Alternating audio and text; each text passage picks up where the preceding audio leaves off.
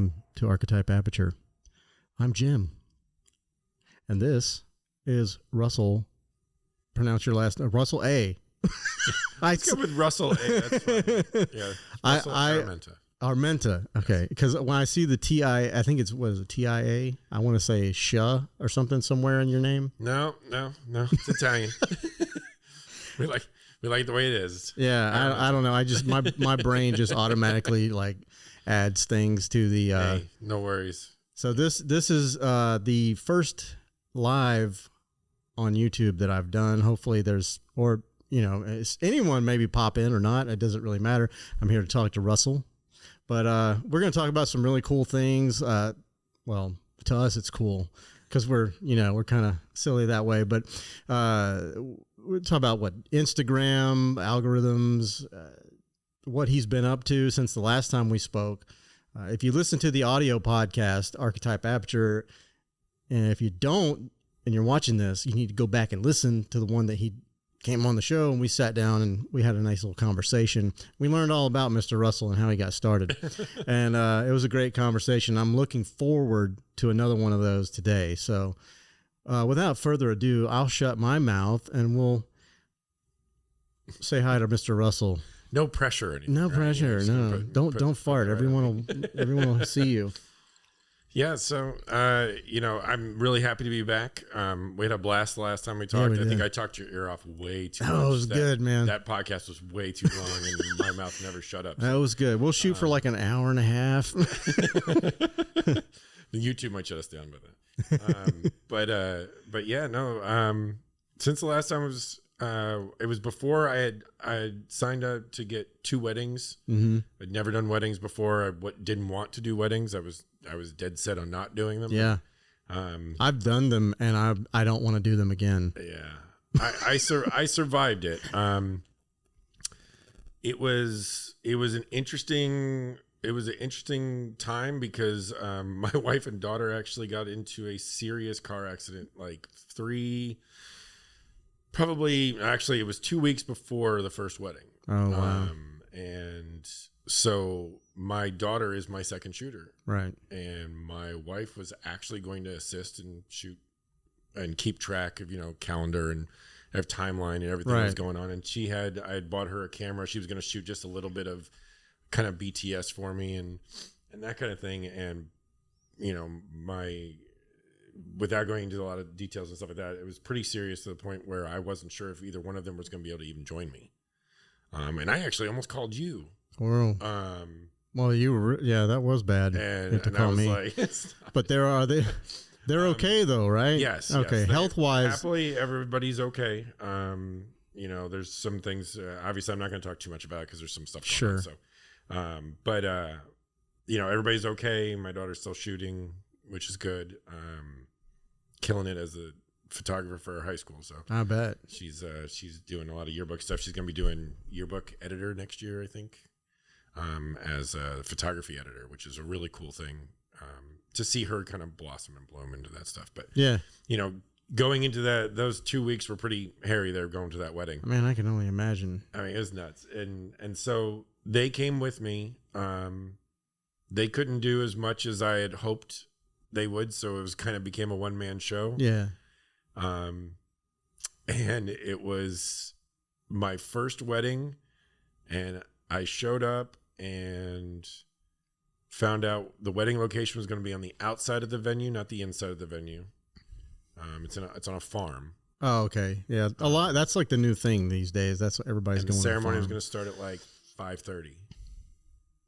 Daylight savings time hadn't hit yet. Or it had just hit. So you were losing light.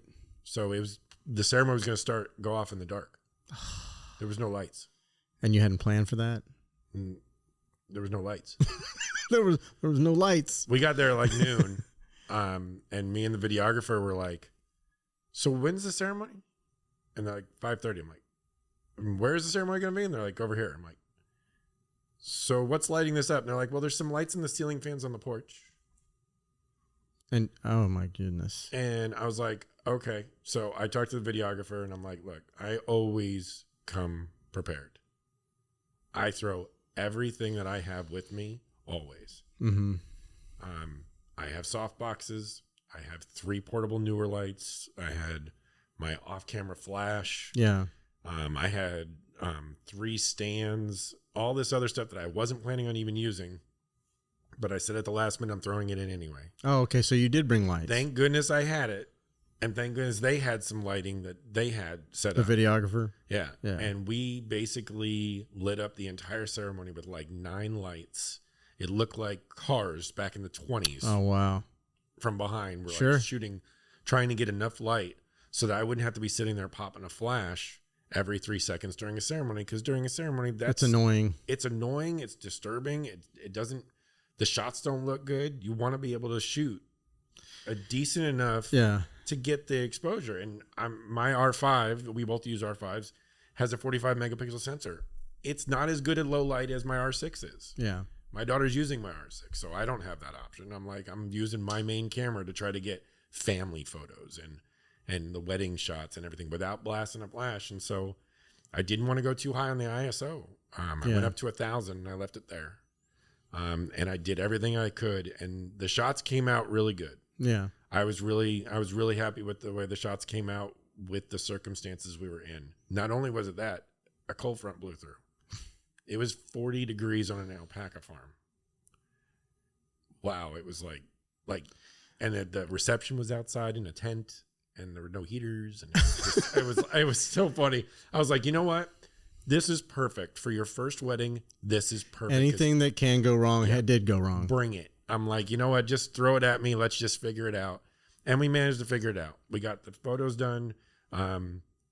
Did they all come out the way they should have? No. Did I miss some shots? Of course. Yeah. Always was do. it stressful? It was really stressful, but it was a different kind of stress. I worked corporate 9 to 5 for the last 28 years. When you're dealing with millions of dollars in people's money every day, or a project that you're working on that costs so much money in order to get through, and there's so many people working, and there's funding this and funding that and doing all of these different things. You know what? That's stress. Oh, yeah. Because you make one wrong decision and it can impact a lot of people. It can impact you. It can impact all that. On a wedding, it's a different stress. It's like creative stress. Mm-hmm. You want to make sure that the shot's going well. You want to make sure that you're giving a product to your client that they love. No, they're paying for it. And they're paying for it. It's not like I'm just sitting out there for giggles, saying, hey, I'm just going to take these photos for you guys just for the heck of it, Everybody put your cell phone cameras away. I got this. Oh, that's the other thing. You have big signs out there. No cell phones, please. Oh, that's nice. The second no one everybody brings their cell phone. I'm like, yeah. I looked at the videographer's face and I was like, sorry, man. Yeah, it is what it is. He's navigating around them. And, yeah. I luckily had a couple of different, angles and different shooters and stuff. And I tell you, my daughter rocked that shoot. She was not in any condition to be running around and holding up a camera and stuff. Right. And and I was holding everything. Yeah. So I'd get her to a spot and then let her shoot. Just set her down. Because I didn't want to take any chances with exacerbate anything. And so I didn't really know, and it was cold, so that makes it worse. Mm-hmm. And so, it was such a great experience to see the 3 of us kind of fight through that and kind of come away with a product that they liked.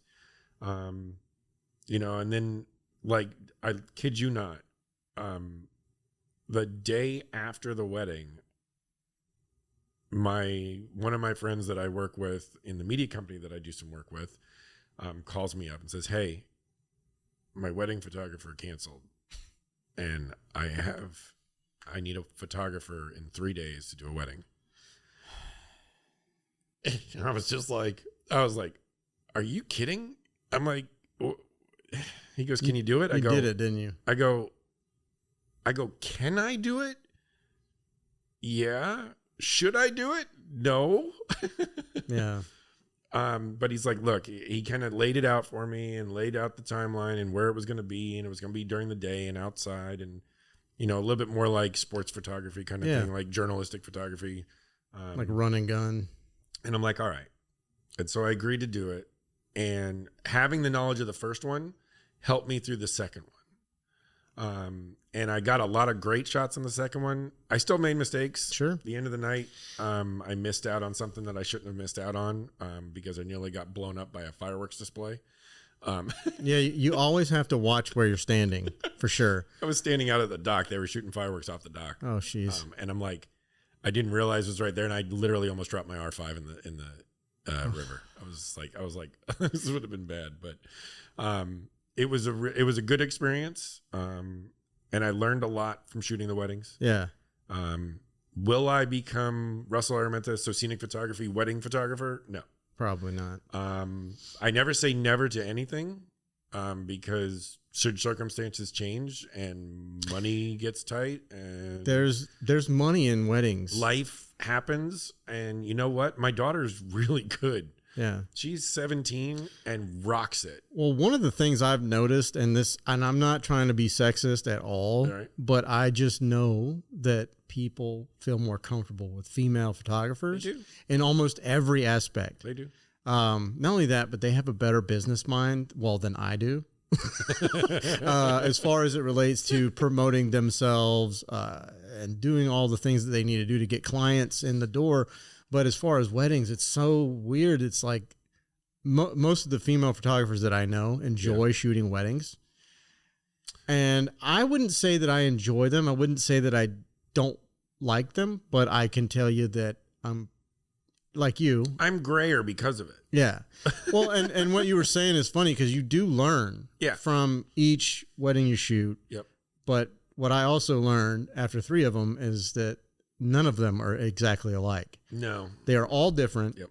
Every bride, every groom has their own idea of what they want their wedding to look like, and they don't want to deal with us. Like futzing around and making them do stuff. I can tell you the last wedding I shot, I love them to death, but they're great people I know. It always is. But not always, but in the beginning. Sure. But the groom was just, can we just get this over, man? I just want to go eat.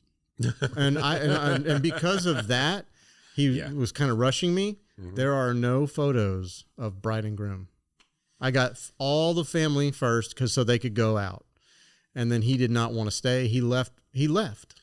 And there's nothing you can do when the audience and the people and your subjects don't want to be there. Yeah. If there's anybody listening that's interested in or is getting married and wants to hire a wedding photographer, understand that the photos will only be as good as your interest. What is the saying? You get out what you put in. If you're not interested in having your picture taken on your wedding day, your pictures are going to look like crap. Yeah, I literally, before the wedding, had to tell. He came to me because I know him. And there's no Photoshop that can fix that. No, but he was the one, and he was like, I need you to shoot my wedding. But he just wanted me to basically just like a paparazzi, follow him around or something. Because I said, no, we have set shots that we have to get. I've got a shot list. I need to fill this. And I said, look, man, I pulled him to the side because his wife was like getting a little upset. And I said, this shit ain't for you. Yeah, no. This is for her, man. And then he shut up. But during the wedding, it was a whole different. And that's a big, that's a big deal. It's really actually advantageous for me, having my daughter and even my wife, if she decides to join our little venture, which she may do soon. But if she does, having the 2 of them to be able to handle the bride side of things ahead of time, it would have been great for both had they both been fully healthy and everything, and I could have not worried about their side as much as my side. Like going forward, having male and female photographers on the team, it helps. I know a couple in town that are husband and wife that are fantastic because they can get anything. They can be anywhere, get any shot you want without any awkwardness, without any worry, without having to knock on the door. Hey, is everybody dressed? Yeah. Is this, that, and cover the other? up. Everybody can do whatever it is that they want to do in their comfort zone. And I will use that going forward. I'll have my daughter with me. That's a good model to follow. I'm trying to do the same thing with my girlfriend, and we coincidentally have shot all the 3 weddings. She's shot right alongside of me using my old 60D. And it's so funny. I look back and I look back at the photos, and I was shooting with the RP. I didn't have, Right. I didn't have the R5 yet, but I took good photos, but I looked at hers, like in the dressing room, the bride and all the bridesmaids. I don't know what it is, man. Jeez, her photos they were blustery and like, it was lit. Well, it was daytime and there was light coming in the window and all the white and everything. And it was just making it pop and shine and glow, plus, my editing, but anyways, no, but I mean, and I had the task of shooting in the pitch dark. I mean, it was when we got to the reception, there were no lights in there at all. It was just pitch black and everybody was drinking. Yeah, it's funny. I bought that third camera. I was talking to you about it. I got that little gold RP from Japan. That's cool. And it's a cool little camera because all of my big lenses can fit on it if need be. Yep. And it's not heavy. I needed something light, obviously, and my wife is going to be more on the business side of things for us than the artistic side of it, at least for now, until she's fully up and trained and stuff. But I handed her the camera and I said, look, I want you to give me a perspective of a guest at the wedding. I want to know what it's like to be a guest at this wedding. Mm-hmm. And I want to see it through the camera. So do that. I have no requirements of you whatsoever. I don't care if the pictures come out. I don't care if I ever use the pictures. Yeah. I ended up using 53 of them. Yep. Because they were that good. Yeah. What is it? 23? It was 26 megapixel. 26? Yeah. They must have done a firmware update. It's better. It's better than it's slightly more croppable than even the R6 is, although the R6 has the 1DX sensor. So yeah, that camera's, I don't care what people say. I know it's only 20 megapixel, but that camera just hits every time. You can't confuse that thing. And it's funny. People say like I did some shooting in low light stuff with my R5, and I don't think I cracked 1600 on the ISO. Mm-hmm. And that was about as high as I went. But I mean, I like a little grain in my photos. I like a little noise. And wedding photos and journalistic photos and stuff like that, you can get away with grain. And I watch Jared Polin all the time. And, sure. I know he don't fear the grain. He loves grain. Yeah. And I, but he prints on that luster paper. Yeah, yeah. So it kind of hides it. Yeah. And that's good.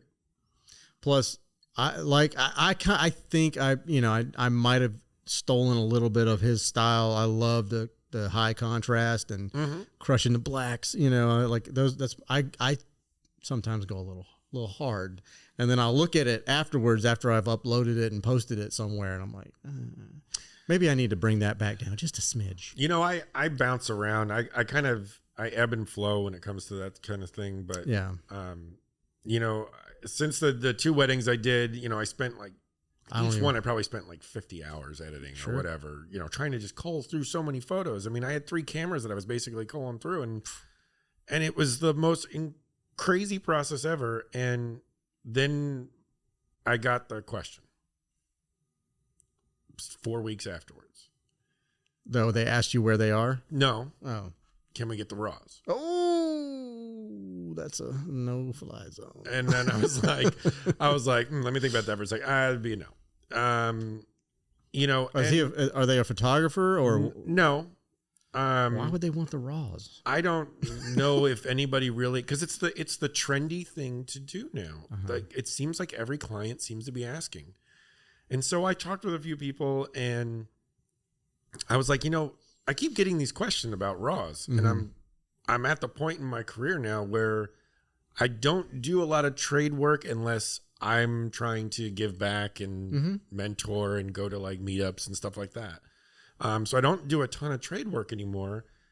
I'm not giving the RAW files up, but when it was like a wedding client asking me and they had paid me for the photos and everything, I was like, I really didn't even know what to do. I didn't even know how to, that's my copyright. That I own that. Yeah. And my reputation's on the line. If I give you my RAWs, it's got your metadata on it. If you edit those terribly and post them out there and say that they were my photos, that's a ding on my reputation. That's a really high risk thing to do. And so I had a couple of people tell me, and a couple of big mentors that I have tell me, triple your rate. If they really want the raws, whatever they paid you for the wedding, times it by 3, and that's what you're charging them for the raw file, and give them an SD card with it, and give them instructions. They can never tag you. They can never claim that they were your shots, and they have to pay 3 times your rate. Right. And you make it to where it's almost impossible for them to, if they really want it, to get those raws. If they really want it, they'll pay for it. Yeah. And you know what? Do you go to the Louis Vuitton store and ask for the raw material? Can I get the leather pattern? So that I can sew my own purse. Right. No, you don't. Like, come on. Like, I just, this is not Build-A-Bear. Not only that, this is something I think a lot of people don't realize. When you ask a photographer for the raw, what are you processing that with? Unless you have another photographer or editor that's going to do this, right? Our files on our R5s are enormous. Yeah. Like, it's like 2 gigs of data for like 25 pictures. It's enormous. Like, your computer, your little laptop at home is going to get fried. That's one of the reasons I'd like really don't want to be a wedding photographer is just the amount of storage that you need and cloud storage. I mean, I've got Dropbox, and that's how I like gave most of their, like, I would send them groupings of photos when I would send them. And like as I would finish like 20, I would send them to them, a group on Dropbox, and it was easy because I just sent them a link, but of course there are all these people out there that are like, I don't know how to make this to work. I got to log in. I got to get an account. No, you don't have to do none of that. Yeah. You should just be able to click right on it, take you right to it. But at any rate, there's so much that goes into wedding photography. And, I'm sure we could probably go on and on about that for freaking ever. Yes. 18 forevers. Yeah. And that's not even really a big part of, I think, either one of ours business. No, it's really not. And it takes up so much of your time. And it does. This is the exact example. Yeah. Just talking about wedding photography took up a lot of our time. 20 minutes. So, other things that we've been doing to kind of transition off of that, I'm trying to balance corporate life and photography life. Sure. Are you getting to the middle of the scale, kind of? Would you say? No. Not to where you're like 1 foot in and 1 foot out? I truly appreciate the company that I work for. Sure. Because they've provided so many opportunities for me over my life, and They've given me things I never thought I'd ever achieve when I was some punk kid sitting in, in a photo studio when I was like 17. I never thought that I'd, be living where I live and the way that I live. The life I'm not well off. I'm not rich. I'm not anything like that, but I've succeeded at life. It's something that my wife and I talk about all the time, that when we look back on all the things that we thought we wanted when we were 20 to where we are now, we won. Yeah. And you have to be okay with that. It doesn't always have to be, I'm going to make $1 million on my phone, or I'm going to make $1 billion. Gary Vee talks about that all the time, about happiness is different for everybody. And happiness for a billionaire is not the same thing as happiness for us. Sure. It's just not. No. I never once thought, like, I started this YouTube thing probably a few years ago. I honestly, if you look at my first video, I didn't know what I was doing. I was sitting in my kitchen. I think I remember that video. Yeah. I don't know what camera I was even shooting it with. I think it was the 60D, but I didn't know anything about video or anything. I didn't know what I was going to say, but didn't you start it with like, hi? Yeah, I was like, "What's up?" I was talking about my midlife crisis and all this stuff, and I had no idea what I was doing. But I told myself before I made that video, I was like, I wanted to learn more about my camera, all the functions, not just the photo functions, but I wanted to shoot video. I wanted to get audio. So I was like, all right, anytime I learn anything, I'm just gonna I'm gonna make a video, anytime I can make it better, I'm going to make it better and do another video. And it just kind of turned into, now I have a passion and I want to start reviewing products, you know, and which is hard because I don't have people sending me products. I'm buying anything you see me doing a review on or whatever. I bought that shit. Yeah. But, you know, so like you said, it's different for everyone, but for me, similar to you, I don't, you know, I have a decent like day job. I don't want to work and do that.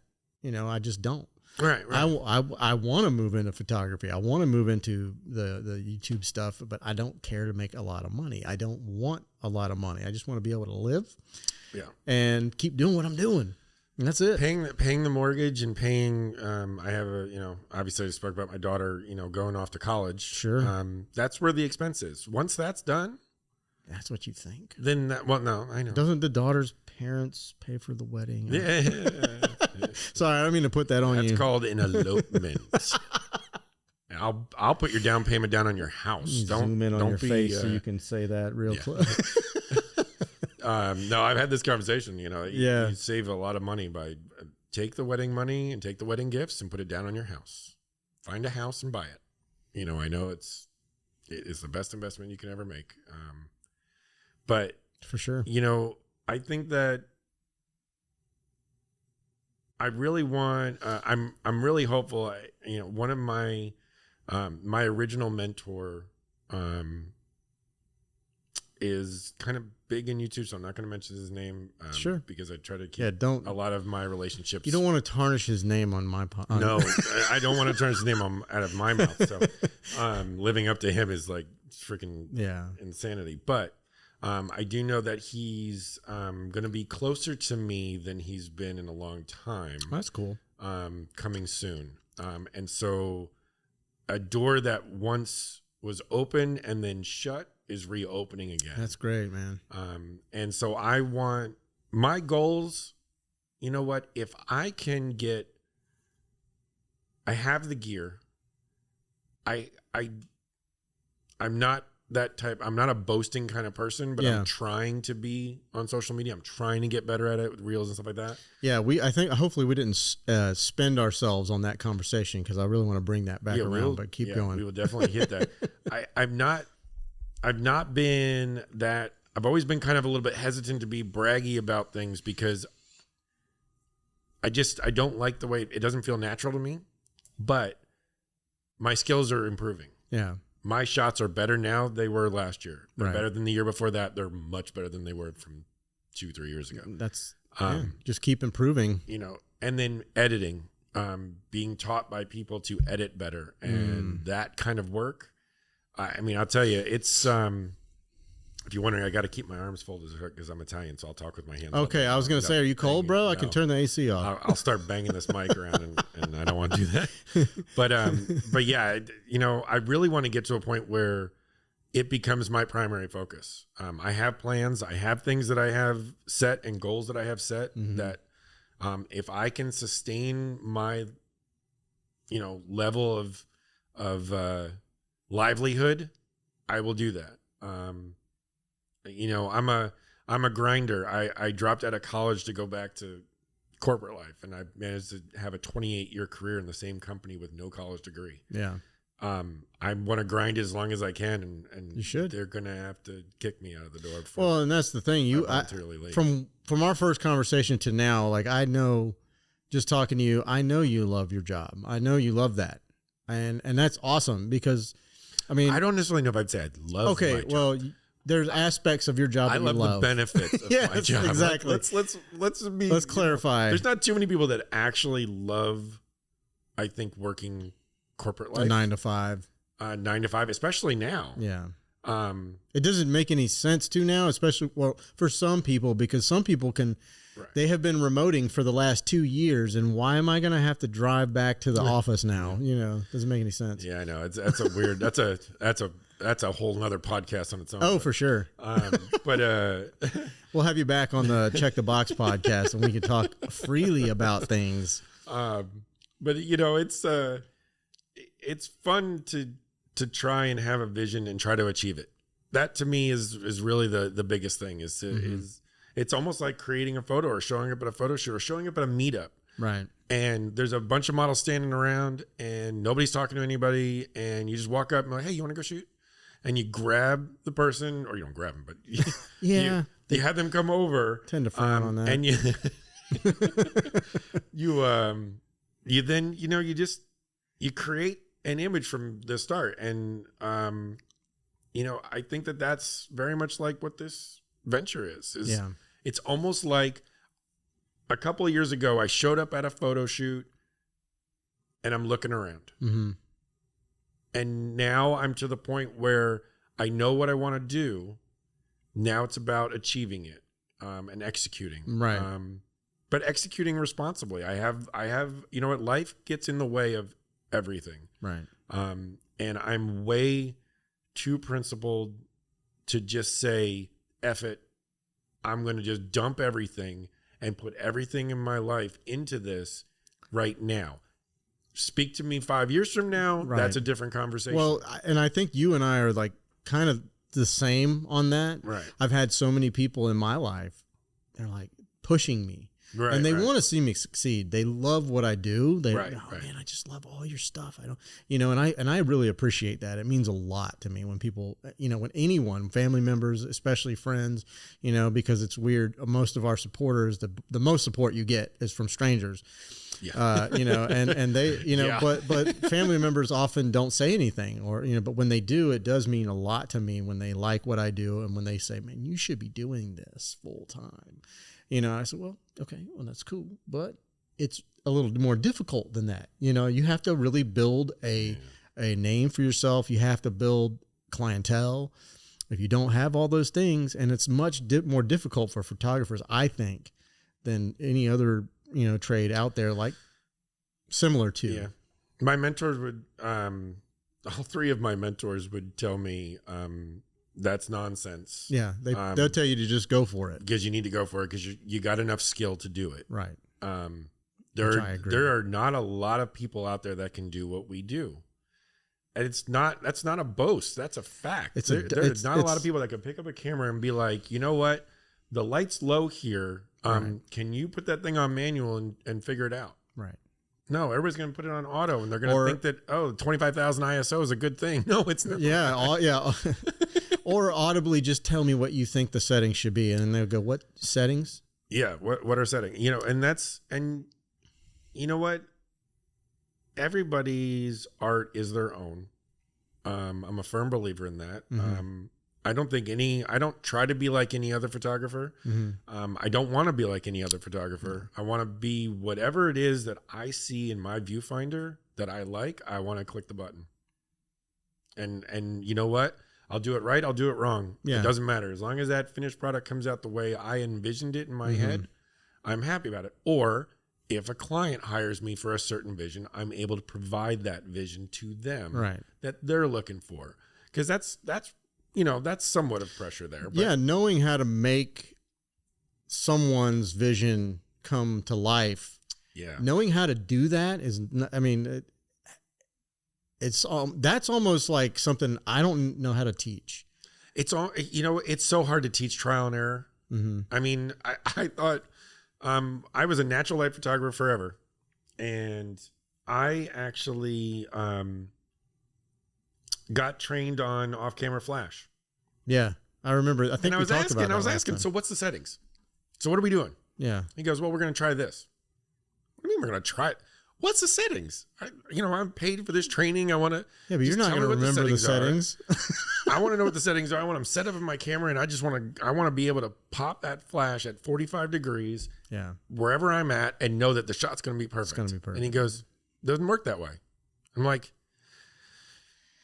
I know. And some people might disagree somebody to tell with me him. that it did. Yeah. Some people might disagree with him on that because I've seen people that are like, I've watched videos on Flash, and they're like, okay, we have this strobe set at 1/200th and it's at 6 feet away. They do all the math, but to me, trial and error is probably the easiest way.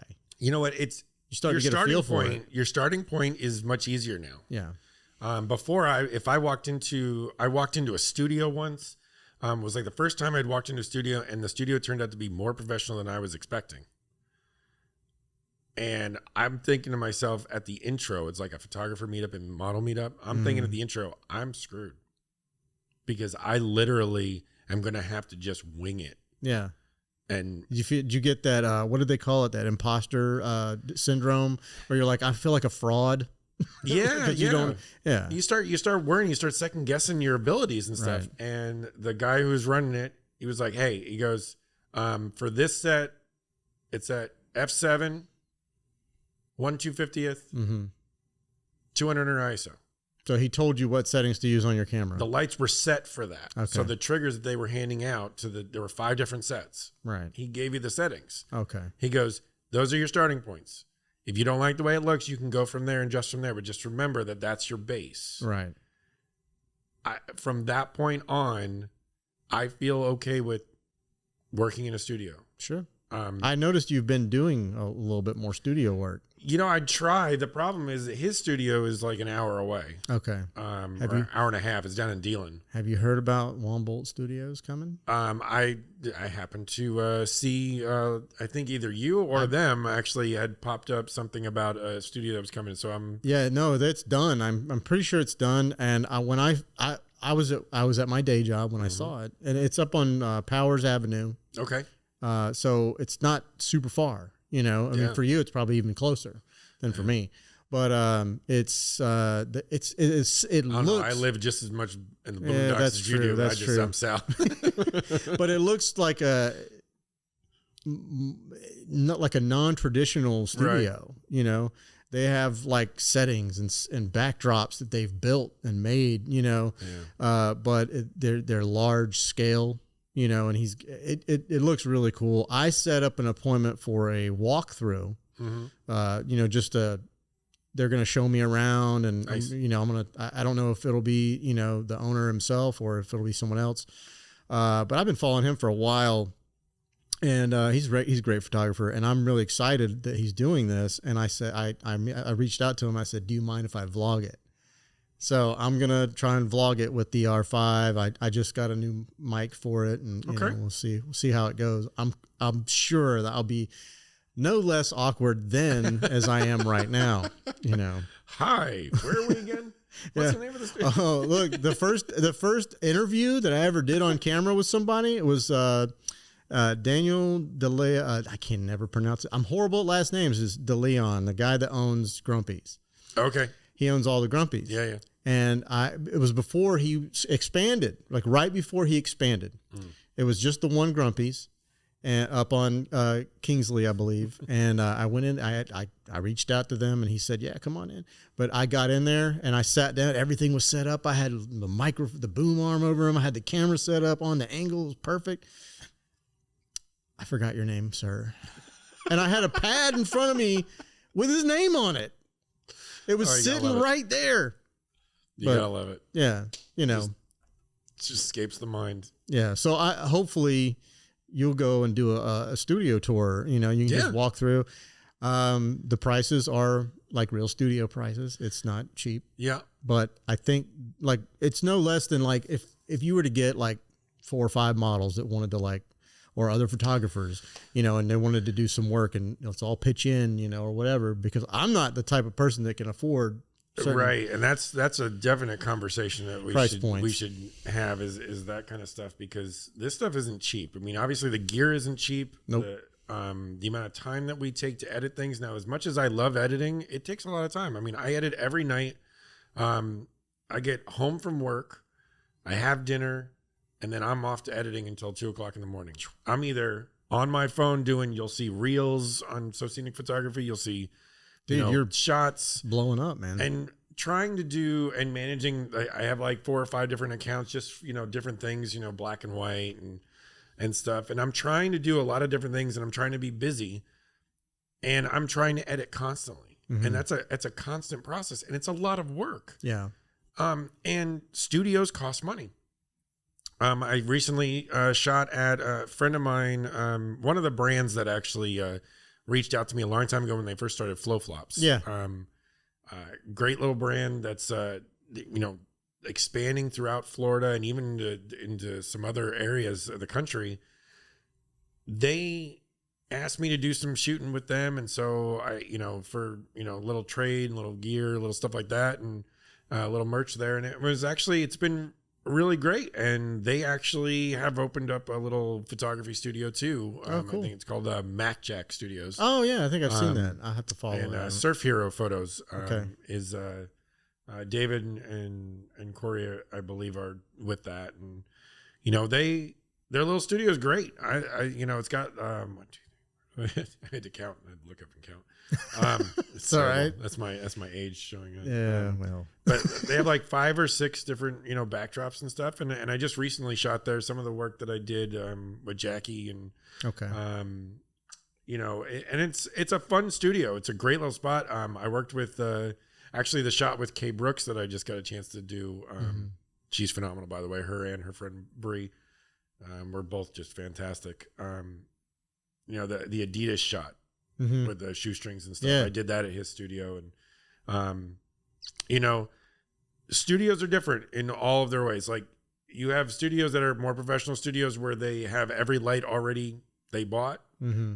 And then you have new studios where you have to bring your own lighting. Yeah. Now I have good lighting that I can bring with me. And really, if you're in a studio setting, if you have something like a Westcott or a Godox, like a 200 or a 400, you're going to be okay. Yeah. If you understand light, you're going to be okay. And that's the whole thing. I mean, even if it's just a bright enough studio and you're not doing with flashes, you're going to have panels. Mm-hmm. You're going to have ring lights. Yeah. You can get the shot that you want. Just understanding your room, understanding your light. And I love the fact that it's down in St. Augustine, so it's close. Yeah. And they've been really great to me. So that's cool, man. That's why you see all the Flow Flop stuff up on my page. Yeah, you blow them up, man. They should be paying you. Wink, wink, Flow Flops. Listening to that. This segment of the broadcast brought to you by Flow Flops. Look right at the camera. But no, it's really fun doing that kind of product work. I'm like you. I would love to do more. If there's anybody who wants incredible photos taken of their products, let me know, because I'd be glad to talk to you. DM me. I might reach out to you for a little collab work. I just recently reached out to Warriors and Whiskey. They're a nonprofit. I don't know if you saw those photos I put up. I shot those in my kitchen. Yeah. I put a leather jacket down and I had one light. It was like a LED light, and I just, moved it around. I shot like 50 frames per, and it was fun to do. I mean, it was a fun little project. It was just, and there were glasses that were about that big. No big deal. And the little medallion. But I've got a bunch of shirts and stuff like that. And I have these ideas, but I need people. Yeah. But it is, and I might actually pay to do some of the work in Wombolt Studios. Nice. Just for the simple fact that it's close, right. And I don't mind shooting outside. I like natural light, but I think a little bit more controlled environment might be better for that type of thing. Yeah. I mean, one of the things that I've started to do is I was originally going to build a studio in my house because I have space to do it. Right. I've decided to hold that off for now. Obviously, with everything that's been going on the last couple of years, it's just an expense at this point. It's not really, and it's not really it's just not really the environment for it. So, I think that what I did was I ended up ordering some of those like 3x3 backdrops. Okay. They're like great boards and stuff. I got them off of Amazon. Yeah. When in doubt, just go on Amazon. Sure. And they look like wood flooring and like marble backgrounds and stuff. Yeah. And I have just a little teeny chest that's inside my office, and I have it set up like a box. Mm-hmm. And I'm able to put anything I want in there, and I can just pop whatever lens I need on there and have the proper lighting, and just boom, I can nail a product shot in like 3 or 4 minutes. And it's amazing how easy product photography can be. Right. Without having a big studio. I mean, some of the biggest guys out there, I know that Evan Naka, I believe is his name. He's one of the huge product photographers, and he's all over Instagram. He's doing that stuff out of his garage. Sure. Now, granted, he's using now mega gear now because you can see all the setup in the BTS and everything. Right. But he's still in the same like simple, keep your costs low. You know, you don't need to necessarily. I love a big studio, but I also appreciate the fact that you can figure out ways to do it without having to do it. I think a big studio is more of it's more for the client than anything. Yeah, it provides the experience. Well, you know, it's just like you said, you wanted to build a studio in your house. And, you know, I'm doing the same. Eventually I'll turn my garage into my office / studio, whatever. And I want to have these designs for backdrops and all this stuff in my head. But nobody wants to pay to come to a garage for a photo shoot. I mean, honestly, you know, and that was the thing that actually, that depends on your work. That's true. I know somebody who actually works for Home Depot. Okay. And does all their product photography outside of his garage. Okay. So you never know. Yeah. Well, I just never know. Like I said, it's just prestige, I guess, is what it is. It's like, and we're going to the studio today. I think that we've gotten to that point where that's kind of changed a little bit on us. I think you and I are brought up in a time where that was so key. Like you thought about, it wasn't just the experience. It was the location. It was the entire package. Like, oh, I know I hired a professional photographer when he shows up with a gigantic camera lens. Right. And all that. And now you see people making millions of dollars with their cell phones. Sure.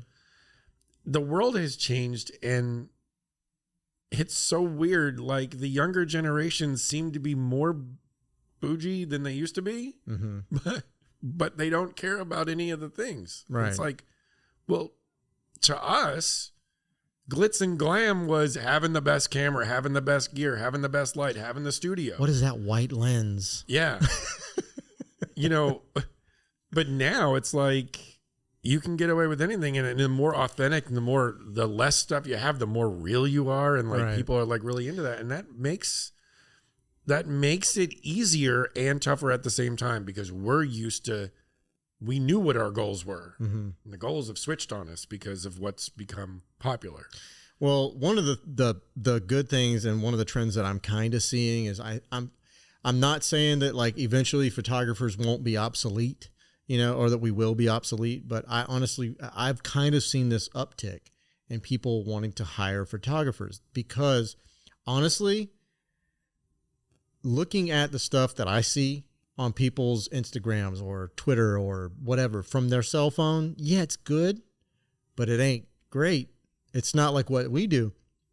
And I'm not tooting my own horn. I'm just saying. Toot away, brother. Toot, toot. But a cell phone just won't do right. I mean, when you talk about the processor is about the size of my fingernail. Right. And then we've got a 1.5 inch sensor in our cameras. I mean, it's just, or whatever it is. The amount of data is just, it just doesn't. Sure. It may get there someday. Right. But they're used to seeing that. Right. And then when they see our photos, oh my God, look at that, you know, and they go nuts a little bit, and then they want to get it done. Yeah. You know, the one thing that kind of drives me a little bit crazy is that where phones have really impacted me as a photographer is that I love crisp details, and I love when it's super clear. But every phone is super clear. And so you notice most photographers are actually destroying their work to make it look that way, to make it look different and make it look off. Yeah. And they'll like soften everything up or distress it or make it look old Western. Hey. Or no. Hey, I'm just as guilty of it as anybody else, because I paint with Lightroom. Not only is it really cool to, you know, to distress something and to make it look more old world or change the total story of the shot. You can't change the story of your iPhone shot. Your iPhone shot's your iPhone shot. Right. We can do whatever we want to our shots. If we want to make it look crystal clear like an iPhone, perfect, bang, it's just a banger and it's going to be there. We can do that. Yep. If we want it to look like it's blurry intentionally, we can do that too. Oh yeah. We can do everything with our photo, which is great. It's just almost, it's kind of funny. It's almost like the worse the shot looks, the better viewed as quality. Like, it's so weird. It's like a weird dynamic to get your head around if you're not in this industry from the start.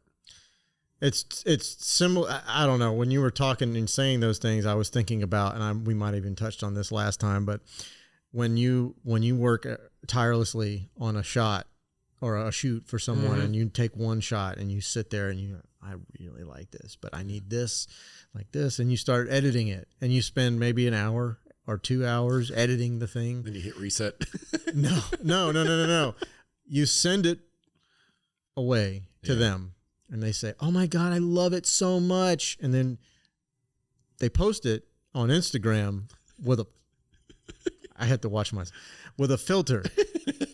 Okay. And I have a problem with that because I know what my photo looked like and what was the vision was in my head. And I thought that we were simpatico on that. But you just, like you said, they want to see it old Western or, grained up or whatever they've done. Yep. This weird, what is it? They want their own vision. They want their own vision of it. Realized, and it's too easy. Yeah. Now just on social media to just throw a filter on it. To the point where I actually did a couple of shoots where I have them edited one way at home. Mm-hmm. When I posted them on Instagram, I used the Instagram filters over top of my shots to change the look of the photo. And did you get And I views? hate that I admit that. Because I know most photographers would be slapping me right now, and you're probably one to come across the thing. I'm not going to look. It's your art. I'm not going to say anything. But it works. If you do it, it's one thing. If somebody else does, if I hand someone the product and they say they love it, and then all of a sudden it's got a filter on it. I have an agreement with a couple of clients that I tell them flat out: when I give you the photos and you post them, I want you to tag me. If you edit them or change them from the way that I gave them to you, just put underneath edited by and put your name. Right. I said, I am okay with you giving me photo credit for taking the shot. Right. But if you change it from what my vision is, just put on there edited by so-and-so. So it at least, especially if it's a client that's paid for the work, they can do whatever they want with it. You know what? I guess, man, but it's a reputational thing, and I get that. Trust me, I get that. Sure. But I think people know. I don't know. I don't. I give them too much credit. Maybe sometimes I don't know. Yeah, but that's the same thing with the raw question. Can I have the raws? Why do you want them? Yeah. What are you going to do with them? What do you want? 200 photos of Aunt May blinking. Really? That's really what it comes down to. I had a couple of wedding photographers who were like, so did they want the raw files or did they just want they want the SD card with every shot? So they just wanted all the shots. Yeah. They think that it's a negatives. They think, their mind is like back in the day, I want all the negatives. Right. And when I got married, the photographer was shooting film and he was kind of new to it, but to shooting weddings. He was a good photographer, great photographer. And the dude was there from 9 a.m. till 11 at night.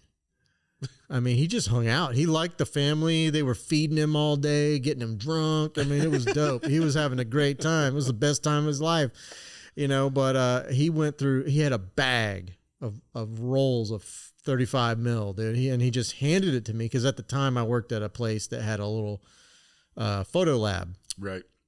Inside, and I was like, I'll get them developed. Don't worry about it. And he's like, all right, cut your price down. But, what was the point of that? Look at that. We're like, 6 degrees of wedding photography. We're going right back. I know. Let me get off of that. Wedding photography is like Kevin Bacon. It's all ties back to weddings. Well, everybody gets married, and then some people get divorced. But, I did want to, we touched on the Instagram stuff. Yeah. But like I made a post the other day because I was getting kind of up in my feelings, and I don't know why. But when I get excited about when I have something coming up like this, I was really excited. I was blowing it up everywhere on Twitter, Facebook, Instagram, and then all I see is one specific topic all day long. And it's like, that's what people see. That's what the algorithm shows them. Yeah. And I'm not trying to like I'm not trying to be famous or whatever, but I really wanted people to see so that they would come in and watch the live of you and I sitting down and having this conversation. Yeah. That was all it was. And I was just like, this is, so I got a little up my butt on my shoulders a little bit, and it's funny because when you messaged me, I had other people message me because I did that follow up. I said that sounded whiny, and you were like, yeah, it kind of did. But when no one, I was really just messing with you. No, but what's funny is everyone else that messaged me, they were like, yeah, you go, you're right, and then when you were like, yeah, it kind of did, I was like, so I deleted it. You don't need to delete it. No, and it wasn't because of it was you. But I mean, I do respect your opinion. Sure. But I was already kind of thinking it, and I was just like, man, I don't think I need that heat on my page. Yeah. That's a really tough thing to balance. I try not. I'm just a human, man. I get you. There are times where I am like trying my best to not complain about a situation. Because Lord knows as photographers, we see some things and we have to do things that most people don't realize. Yeah. When you're doing, I'll use a very vague example without getting too detailed. Okay. I shouldn't have to have an esthetician license to edit your photos. Just gonna leave it at that. But those are the things that we have to do. You'll have to explain that later. Right? Yeah. But my little tiny man brain can't figure that out. But I feel what you're saying. It's having, doing estheticians do a lot of hair removal. Okay. Now, we're good. Okay. We're good. We're there. So like you forgot to shave your legs. Yeah. Why do I have to tell you that? Or whatever. If you're like, oh shoot, I ran out of the house for a model shoot and I didn't shave my legs. Well, now I'm spending an hour waiting on you, removing spending an hour removing the hair in post. Yeah. Because nobody wants to see, hairy kneecaps or whatever, especially like a model doesn't want to see that either. She's working really hard at her craft. Mm-hmm. And if I give her a photo that's like half edited or not edited, and what are we doing? We're wasting time. Would it be more beneficial for you to just say, I can't use any of these photos. Let's shoot again and shave your legs this time. Or would it just be easier for you just to go into Photoshop and edit it out? Photoshop. I'm not going to lie. I'm good enough that I can do it now in like 3 seconds. Okay. But you'll have to show me. I'm still Photoshop on the iPad. They just came with an app not too long ago for the iPad. Yeah. It's kind of like it's dumbed down so I can use it. If anybody who's listening wants to learn real hardcore editing, Danny Batista. You just go to @Danny Batista. Okay. He is unbelievable. Like the amount of effort and time and passion that man has for his craft, and he shoots same camera, same lens every time. It's a Nikon. It's like 24-70, and that's all he uses. And he comes up with some of the most amazing stuff, and his Photoshop work.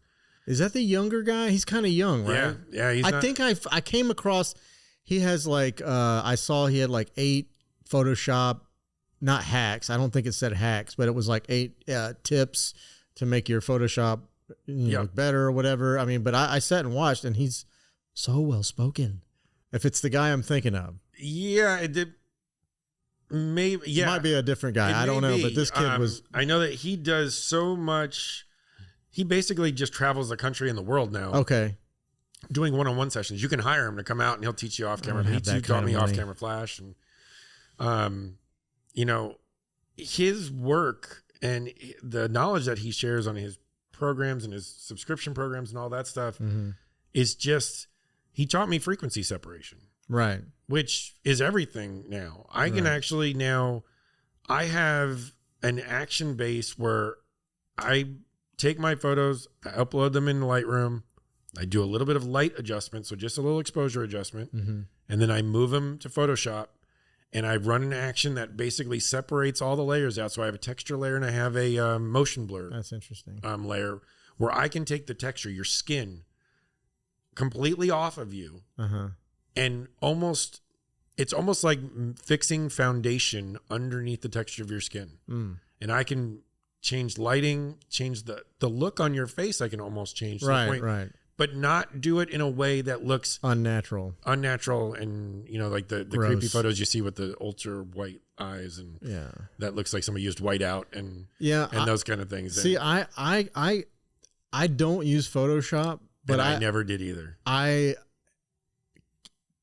can kind of like fake my way into that. Yep. With, you know, I do use the paintbrush and Sure. you know, just paint on their face or their arms or all their skin. And then I hit the clarity slider just a little bit back to the left. It'll kind of smooth out a little bit, little wrinkles here and there. But I don't want to go overboard. I like if you've seen when I do pictures of myself, I push the clarity slider to the right. I mean, I'm like, I want you to see every grain, every little divot in my face. But those are the types of photos I like. I did a photo shoot, but with a girl not too long ago, a friend of mine, and she, I know that girls don't want that type of photo. They don't want, you know, if they've got a little lip hair, they don't want that to be seen. If, like you said, with the leg hair, they don't want that to be seen. Right. So you have armpits, you know, but you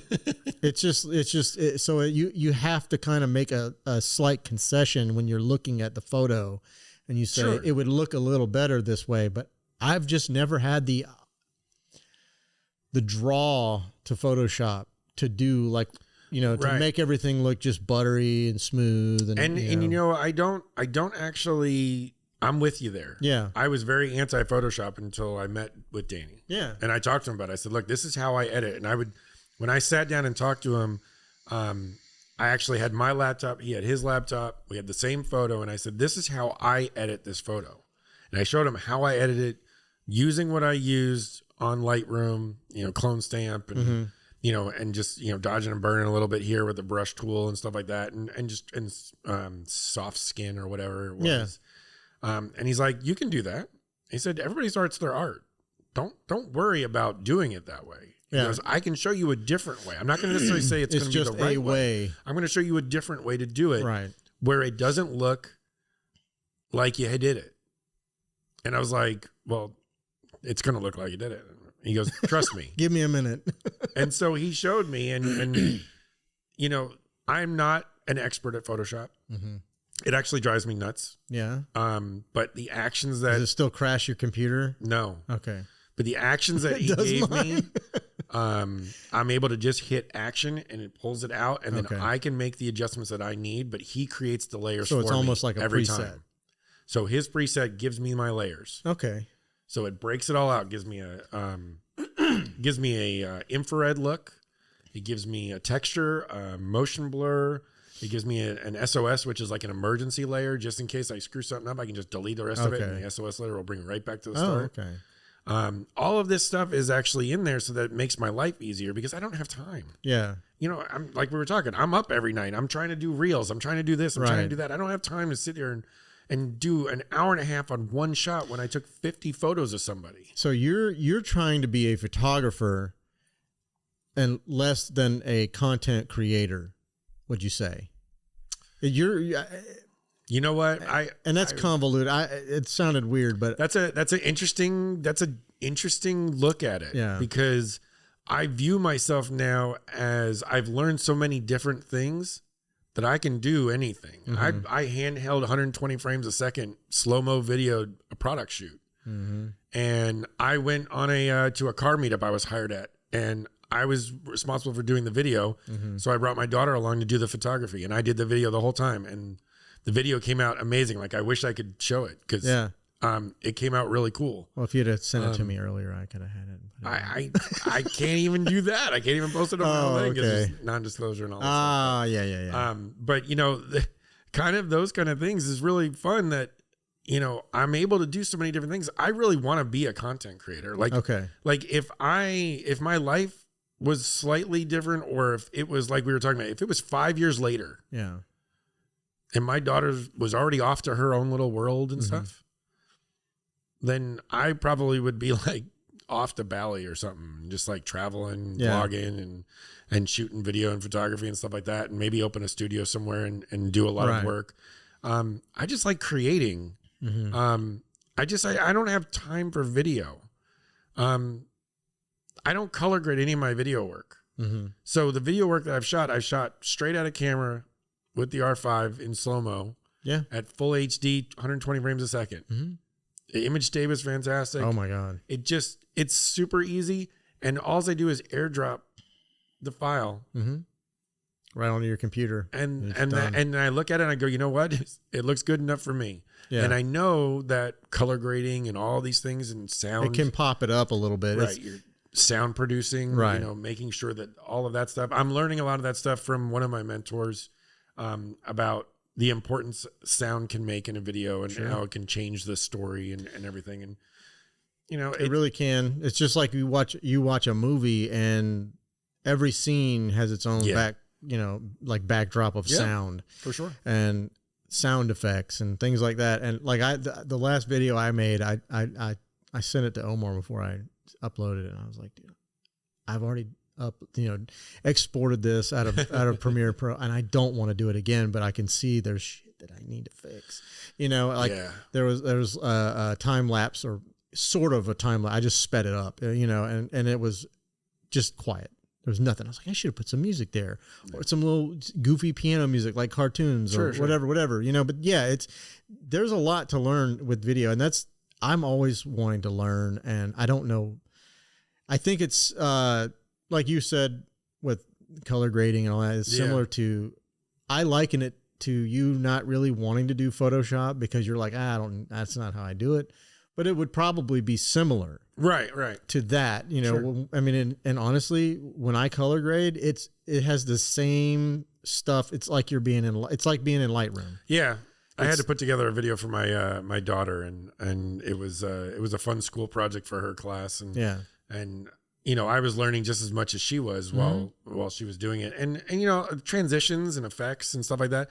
A lot of that stuff helps me when I was messing around with that. It helps me create reels and stuff like that, because this is a good transition for the whole reels conversation. Yes, please. We've been beating around the bush. You can grow so much more on reels right now if you put a little bit of effort into not being a perfectionist. Okay. What I mean by that is I was trying to make everything perfect. Yeah. And I'd get no views. Yeah. And I accidentally posted one that was not done. Oh. And it just goes boom, and it just goes viral. And it was not viral, but it just 1,000 hits or 2,000 hits. And I'm like, nobody even paid attention to it. And when my photography, there's always a flaw in my photography somewhere. I like having something wrong with the shot. It's just something with me. Nobody else knows about it. I'm sure there's photographers out there probably looking at it going, might catch it. Crap. Like, I don't know why he's doing that. I did it intentionally. Because I just want to do something that's not perfect. Because it keeps me from trying to be too perfect. Right. Because that slows you down and it makes you crazy. Yeah. So with reels, what I started doing, I saw what everybody's doing. The photographers out there, they're throwing it into Premiere Pro or Final Cut, and they're creating the reels, and they're like super unbelievable. And I'm like, that's great and all. Yeah, who has time for that? That's great when you have 100,000 followers and every reel that you throw out there is going to hit likes. Yeah. Even if it doesn't hit that well, it's going to hit 3, 4, 5,000. So it's worth the effort. For us, when we're just getting started out, that one that I spend 3 hours on is going to get 100 likes. The one I throw out there in 2 minutes, just throwing together some crazy trending sound or whatever, and just throw a bunch of shots on there, is going to get 5,000. Right. So I'm trying to find that balance. And the one thing that I figured out is I've started to focus on, both my brothers are musicians. Okay. I started to figure out, I'm not going to do all the crazy stuff, and I'm not going to be on camera. And I know everybody wants me to be on camera. I hate being on camera. I eventually will be. I eventually will start, talking about this stuff and that thing. You need to. And doing that stuff. But I can help you. I want the work to show itself. Right. And I love music. I love how stories are told through music. And when you pair it up just right, it works. So matching the transitions in the music to the transitions in the photos. Yes. And that was one thing I was going to tell you about and I'm not trying to critique and be an ass. No, it's fine. I see a reel when I look at some of my early reels and I'm watching it and I'm like, man, I should have hit it then. I should have hit it then. I should have hit it then. It is amazing when you're creating a reel, how you think it's quick and it's really not. Like a shot that you have, like a 3-second zoom or whatever, you think that that's really fast. It's forever in reels. Yeah. That should be 0.4. Right. And I know, well, nobody's going to see it. Trust me, they'll see it if they want to. Right. And it needs to hit on beats. And sound effects or beats or a transition in the music or whatever, you can switch things up. And it's not always going to be perfect. Sometimes it's just impossible to get it perfect. Perfect, yeah. But when you do hit it right, I tried, like the one that I made for this, I made a reel for us, from the photos that Omar took from the last one we did. Yeah. Which, they're iPhone photos. Yeah. But people got the idea. It was us. We're going to talk again. We're going to be live. And that was the point I was trying to make. And I picked a song and then I was like, all right, I know better. I need, and I tried my hardest to like make it hit in every beat, and it didn't come out perfect, but like I said, it was the first time I ever actually put thought like that into it. Sure.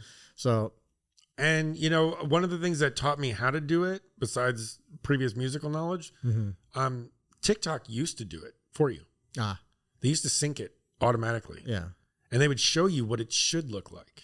Even if the footage wasn't what you wanted, right, or the part of the shot or whatever, they would show you how it should impact and how it should hit at a certain time. And, I did one for Flow Flops a couple of weeks ago with that Lamborghini viral track on there. And that thing went I think it went almost to 5,000 pretty quickly. Wow. Because the song synced just right. There were only 4 shots. But it made it look as if it was constantly going around and around and around. It would perfectly timed that it would constantly have reviews. Right. And that was huge. That to me, and that's what I'm trying to, I'll balance between long form and short on reels. I'll change it up. I'm trying to add a little bit of text. I messed around with some effects today, and I actually posted one of Kay in the Red Room at Dana's house down in Orlando. And and it makes it look like a VHS tape or whatever, and it looks. Oh yeah, I saw that. It doesn't really look all that great. Those shots are insanely good, and I hate that they're like distressed on that reel. So I'll probably post them out probably either tonight or tomorrow on one of the pages. Yeah, but it's that creativity that you're taking something, and you know what the photo looks like and you love it. And then you made a reel that it kind of distorts it a little bit, not distort, but it gives it a different look. And, but now you have the opportunity to, if you wanted to, you can go back and use the same photo and do it a different way. And I've noticed that you've kind of repurposed some photos that you've done in the past like that. You'll slip them into a reel that you've already used. And I don't care. I love your photos. So I watch it and I like it. And, and I believe in engaging with anyone, especially people that I admire or appreciate. Sure. But the question I have is, okay, so like we know that there's a way that reels will help bring people, that'll bring likes, that'll people and views and things of that nature. Have you noticed that has helped you to gain more photography? I won't say business, but gigs, people that want to shoot with you. Certainly gotten my name more recognizable. I was at a meetup over the weekend. And the one I missed. No. I was at another one. I had to go down and pick my wife up from the airport in Orlando, and Pexels was also having one down in Orlando. Cool, and I'm like, I'll stop in for. I felt an hour or so two. bad about that, man. It was all right. The weather wasn't the greatest that day, and it was. Yeah, it was. Y'all got some good shots. It was like the Celtic Festival was going on too, and so there was nowhere to park. It was pretty crazy. But I went down and I was just walking around because there's a lot of really new photographers that go to a lot of these meetups. Okay. new to the game, want to be good, don't have necessarily the best equipment, but like I tell everybody, the best camera you have is the one you have with you. I learned it from my mentors, and I'm passing that information 1,000,000%. because it doesn't matter. You can be using a phone and still understanding your grip. Somebody who showed up with a Polaroid, and they're like, "Oh, I don't really have a real camera." I'm like, "Yeah, you do. You're holding it. Yeah. Does it take a picture? Then it's a camera." There's nothing you can change, but you can work. You learn composition. You learn what you can do with that camera. Right. Yeah. And you know, showing up to those things and taking the photos, but then people like, you know, like, "Hi, I'm Russell," and nobody knows my name. They don't know who I am or anything like that. And you don't. Like, and I go by. You're not in your photos a lot. And you Right. have I a lot am of occasionally, and you know what's yourself. crazy about that? Just to divert off it real quick. Every time my ugly mug gets on social media and gets on a picture somewhere, it blows up. Yeah. I don't know why. I'm like, I learned that look too. At me? I learned the same thing about my ugly mug. I will post a sunset, you know, or a sunrise, and it looks beautiful. I love it. You know, all the birds flying, couples walking, holding hands. I'm like, this is amazing. I'm gonna put this in my kitchen. 4 likes. Or in my my living room. It's gonna get 4 likes, and then I post a picture of myself shirtless, and it's like, you know, yeah. I mean, we wouldn't go that far, but it does get more views than I'm used to getting, and comments and things of that nature. And I start getting messages. Girls are just as creepy as guys sometimes. It's anyways. You probably won't want to touch that one. But, you know, the cool thing is you know, somebody's like, "Hey, do you have your social media?" And I have a digital business card now where you just tap your phone and it pulls up immediately. Like, "Oh, you're Soscenic." And I'm like, exactly. And I was actually at a photo meetup like 6 or 7 months ago, and the person didn't know my name. They just knew me as Soscenic. And they're like, "Would you like to come shoot with Soscenic over here?" And I'm like, that was your name that day. I was like, you know what? I'm going with it because I don't care. You know what? Just call me So for short. I want the brand to be recognized with quality. 100%. You know, you shoot with me, I'm going to over deliver as much as I can with what I'm given. Yeah. The camera gear is good enough. The quality and editing is there. The products are going to be there. My prices are still reasonable. Yeah. Even though my mentors are mad at me because my prices are still reasonable. Sure. You know what? I'm trying to really. You're trying to build a strong foundation. I want to build a foundation, but I'm always been about providing value.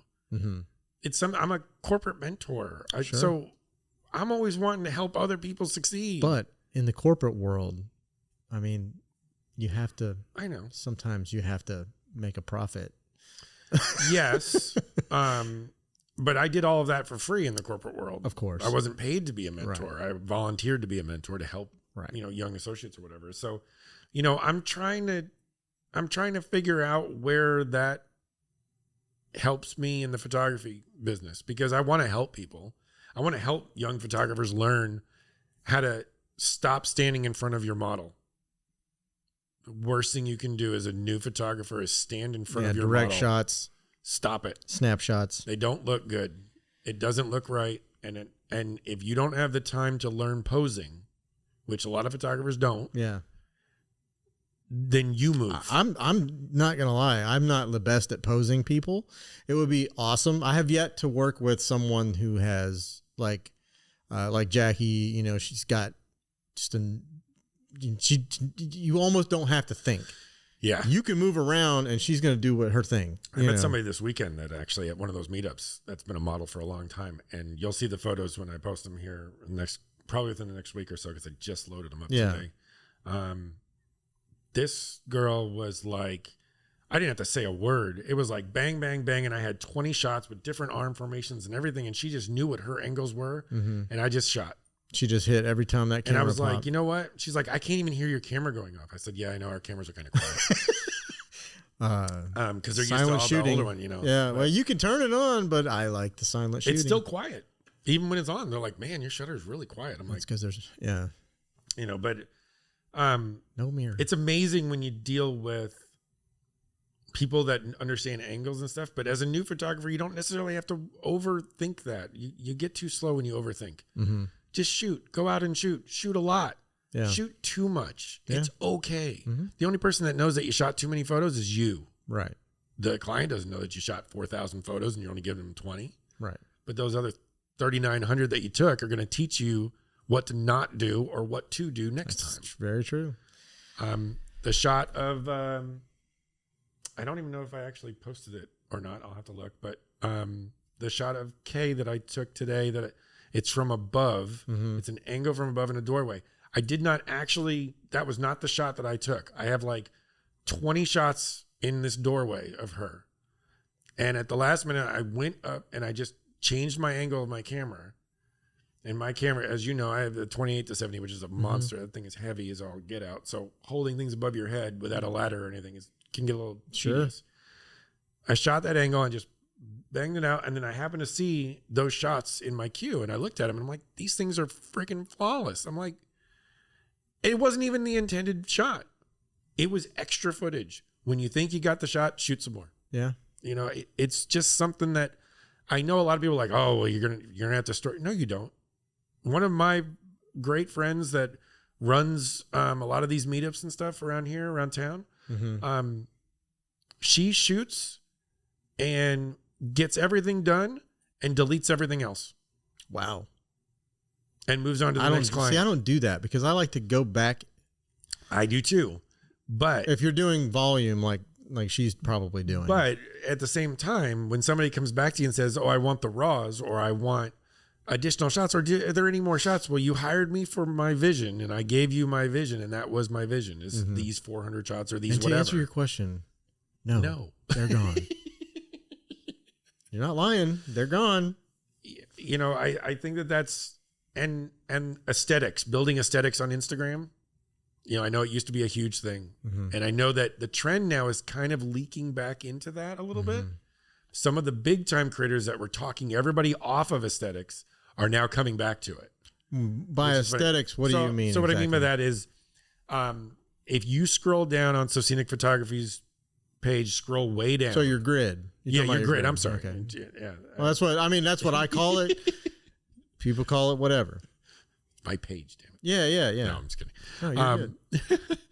I was doing a landscape shot, portrait shot, landscape, portrait, made it all in the same color. Was trying to like scheme it all together and make it professional looking and perfect. Yeah. And then all the big creators were like, oh, stop worrying about that because nobody's looking past the first 12 shots on your page anyway. It's your digital business card. Nobody's scrolling down anymore. Right. So everybody got off that trend. I didn't want to get off that trend. I stayed on my nice aesthetic for the longest time. And then all of a sudden, we went to, we changed it up and I started not caring and I messed up the page or whatever and just threw out whatever. Hey, buddy. You know, live audience. But it's, you know, we started changing that up and then it was so funny. Everyone's like, oh, it's so great that you're throwing whatever out there. And I'm like, you know what? I never really did. I just intentionally did it. I still color schemed everything. See, I tried to. I have a hard time with that. I tried to make it fit to my timing budget, so to speak. I don't have a lot of time anymore. I used to have a ton of time. Now I don't. Now I'm exhausted by 11, 12 o'clock at night. You're filling up your time. I'm passing out on my laptop, waking up 2 o'clock, and I'll edit some more, and then I'll go to sleep. And, you know, so I've tried to get less carey about that. I don't care as much about it. But now the trend's coming back where, you know, I see Danny's doing black and white and color, black and white and color, black and white and color. And it's amazing. His page is freaking phenomenal. And I see some other people doing it too. And I'm like, you know what? I'm just going to keep, I opened the landscape page so that I wouldn't have to put landscapes on the main page. Right. Because people were getting confused. You know, are you a scenic photographer? Are you a portrait photographer? What are you? Okay. So it was your way of like niching out a bit. Yeah. Without focusing just on that one thing. So the main page became portraits. Then I opened a black and white page because I love black and white photography more than anything. And I will throw black and whites out there because, and I don't care if they get a lot of likes or not. Right. I really don't. Yeah, it's for you. They're not going to get a lot of likes anyway because nobody seems to like black and white, even though everybody loves it. Like every photographer loves it. Every fan hates it. I'm like, why? It's pure. The real ones don't hate it, man. No, I've met some models and and when you do it right, when you shoot for black and white and you edit it real good and you send them that photo, man, I'm telling you right now, it always hits. It always hits, and they love it, but I get what you're saying. It's not the preferred. They want to see vibrant colors and, I'm trying to keep everything I'm trying to weigh so many different things because I do work corporate. So I try to be as PC as I can. Sure. And so I'm keeping everything that's on my pages, to an extent. I mean, everything is fashion. I'm not just throwing a bunch of nudies out there and doing that kind of stuff. And, but I do some of that work, and most photographers do. I do work from, G-rated work all the way to PG-13, maybe a little bit further than that. Hanging in a dungeon, whipped. And I'll work with just about anything because art's art. Yeah. I don't look at it as, if somebody is willing to hire you, right, and they want your style, right? They want to apply your style to their vision. Yeah. Why would it matter if it's in their Sunday best under a tree or in a dungeon somewhere tied up? I mean, it doesn't matter if that's what they want. They're the client. That's it. And it's a great way to. I love diversifying out the pages and seeing some of the engagement on the other pages. Mm-hmm. I've actually enjoyed that kind of building those audiences. It's like a different audience. Yeah. The black and white page went from like 0 to 300. And I know 300 followers isn't a big deal. It's a big deal to me because I didn't market it at all. No, I didn't even try. No, you didn't. I just threw the work I wanted out there, and people, whether it's from my main page or people that only follow me for the black and white stuff, it's fun. But consistency is everything now. Mm-hmm. And building your following is going to be based off of like reels. Reels don't hit unless you do them every day. Yeah. You got to do them every day. And some people say 3 times a day. I'm not down for 3 times a day. If you look at my page, it's the page of a person that doesn't care about Instagram. It's the page also of someone who has scatterbrain. I'm definitely all over the place. I can't, and when people look at it, I'm sure I confuse the hell out of people. Like you said, is he a portrait? What is he doing? What is he, landscape? What are we doing? I shoot what I want to shoot. Simple as that. And I mean, but would I love to be able to use it as a business card or as a way to gain business? Of course, of course, but I don't know, man. I don't know. Do you think that Facebook and Instagram, are they the way to go? Is there no other way to be able to market yourself? To be taken seriously as a business, as a photography business, you have to have your work in multiple places. Right. I agree with that. Absolutely have to have a website. I have a website, socenicphotography.com. Mm-hmm. It has some of my best work, but websites are kind of finicky in how you build them, and you don't want to change it too much, and so you want to try and stay consistent. But that is, if Instagram, Facebook, Twitter, TikTok, whatever, if they fall off, your website's not falling off. Right. Your work's still there. I have enough work on my phone and on my storage drives from the last 3 years that I don't literally have to take another picture again for the next 10 years. Sure. And I could probably post something different. Oh yeah. If I really wanted to. So it's not a matter of having the content. It's making sure that people see it and repurposing your content. Like you were mentioning, you see some of the photos that have been used before in different reels or different ways or different styles. It's critical in social media because people don't remember. Mm-hmm. People do not remember 25 seconds ago what you posted. I could post the same reel with 3 different songs and they'd be like, oh my God, these 3 reels are the greatest ever. It's the same freaking reel with a different song. Yeah. But your audience has changed based on whatever the algorithm sends it to. So I would say that I don't post a lot on Facebook because I kind of leave that to family and that kind of stuff. And quite frankly, I kind of ditched Facebook a while ago because it became far too much nonsense. Like nobody knew who was saying anything, and it just was silliness. And I'm like, well, you have your thing set up for auto, just so you know. I know. If you didn't know, I know. I have a photography page that's on Facebook. Right. I didn't know that, and it's always funny. Like the longer you know somebody, and then you're like, "Hey," and it comes up finally, and it was like, "Hey, look here, it's on Facebook," and I followed it, and I'm like, "I'm such an ass," like I just followed your Facebook, but. It didn't matter to you anyways. It didn't matter to you anyways. But I have a photography page because back when I started this whole thing, my wife was my first model. And we were trying a lot of different things, nothing bad or anything like that, but we were trying a lot of things, and I didn't feel like I wanted it on my personal. I didn't want people from like, hey, your high school reunion's coming up. Oh, I saw those photos of your wife. Wow, those are great. Or, wait, who are you? I'm like, no, it didn't seem like, I could keep my identity more towards the brand and more towards the art on Instagram. Clark Kent, Superman. Got it. Yeah. And so I kept it that way. And I will, certain things I will allow to go to Facebook and certain things I won't. I'll turn it off. Just because I don't really feel like having the comments from, It's mostly family members, right? Yeah. I mean, now I think it's actually built more because I'm part of a community. The only real thing I use Facebook for is for Christian LeBlanc's academy that I'm part of. Oh, okay. So you don't really pay much attention to what's happening on your Facebook. No, not really.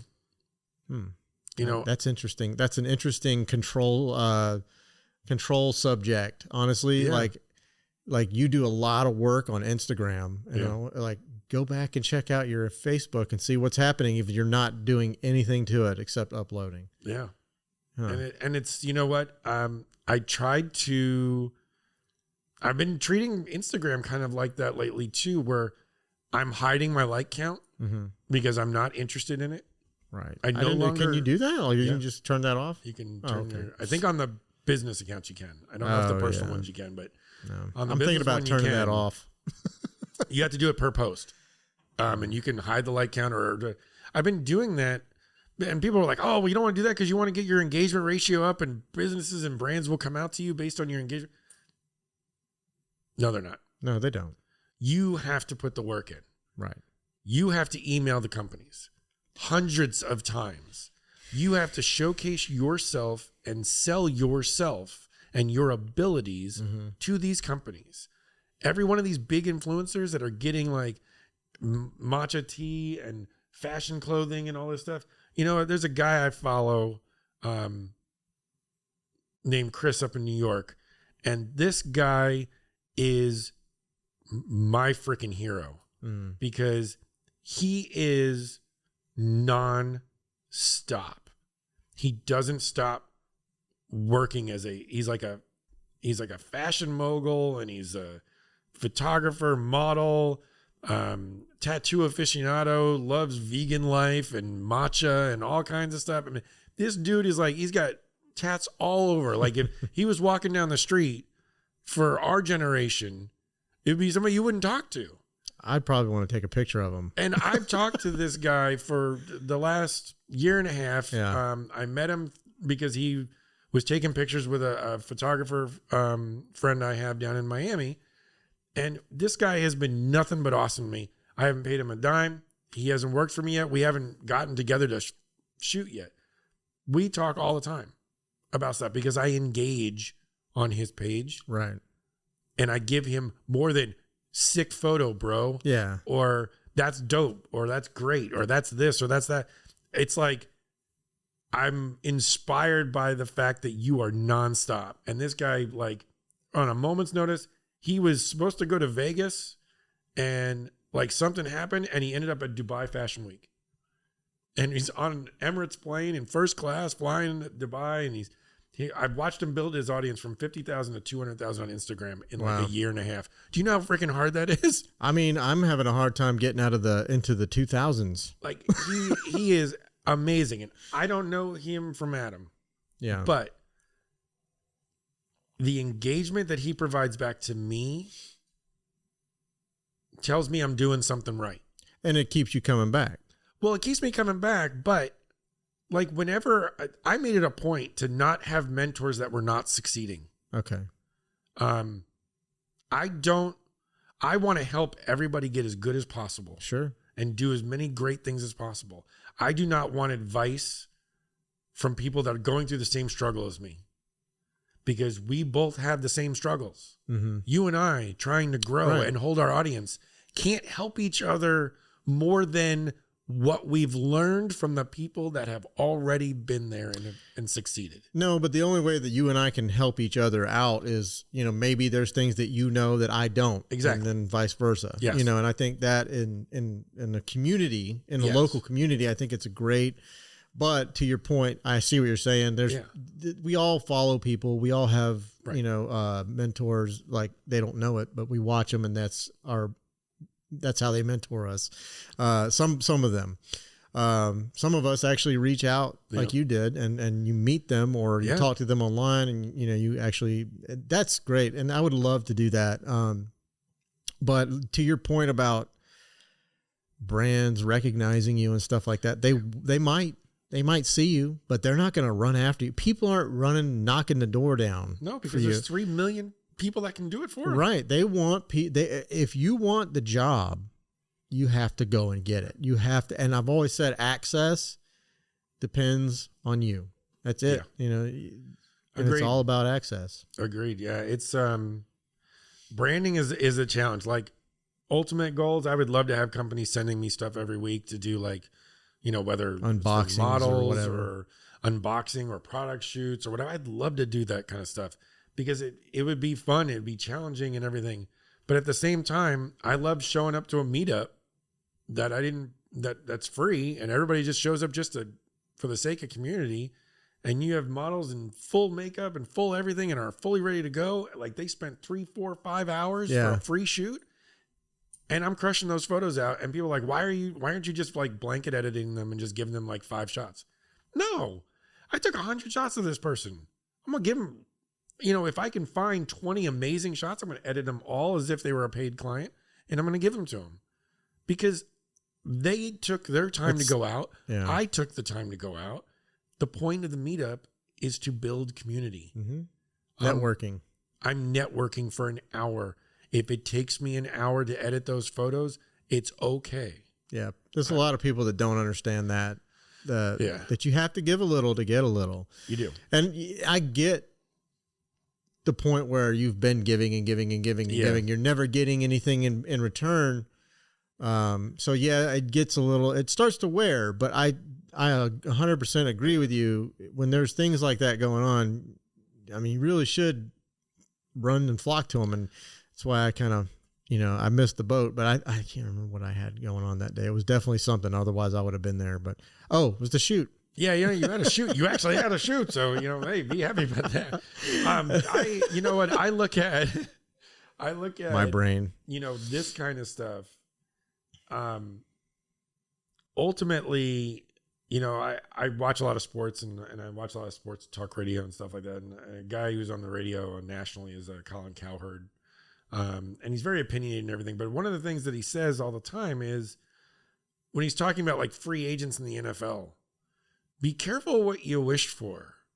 You may want that gigantic contract, and you're going to end up in Detroit 0-16 being miserable because you're on a team that stinks and nobody cares and it's a job for them and that's all they're doing. And it becomes life is miserable. You could get your $100 million over there, mm-hmm. or you could get $70 million over here, winning championships every year. And then all of a sudden you have $100 million in endorsement deals because your butt was on the Super Bowl winning, catching a ball or whatever. There's difference between chasing after it and earning it. Right.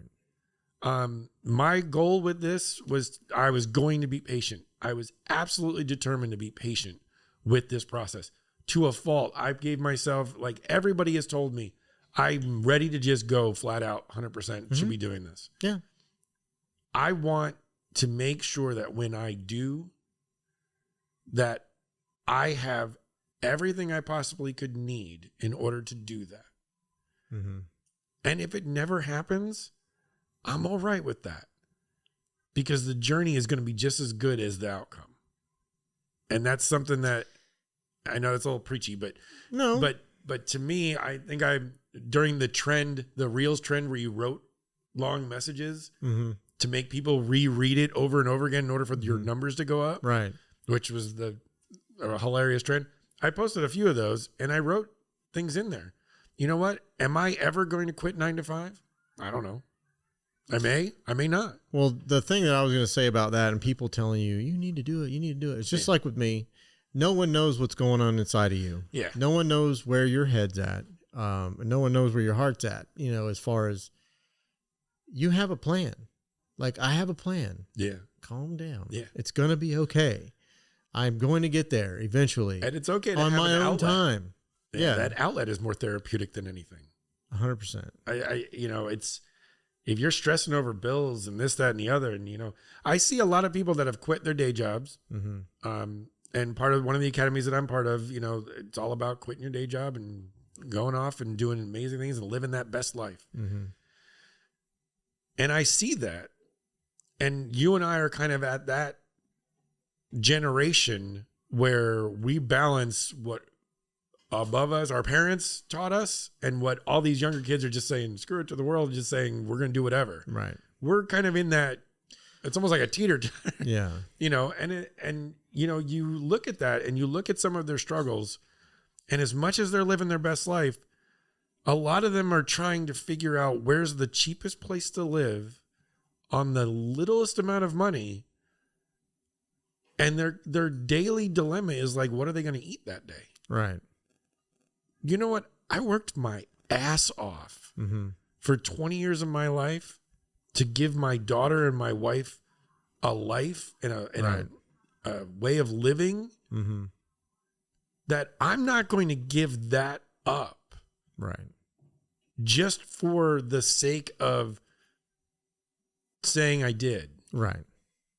It doesn't make any sense to do that to me. Now, to other people, it may make all the sense in the world. But yeah, it's about you. They're it's looking about at the your life, 5,000 whatever. foot view. They're looking at it from way up here, and they're seeing your work, but they're not. They just don't know what's going on inside your head.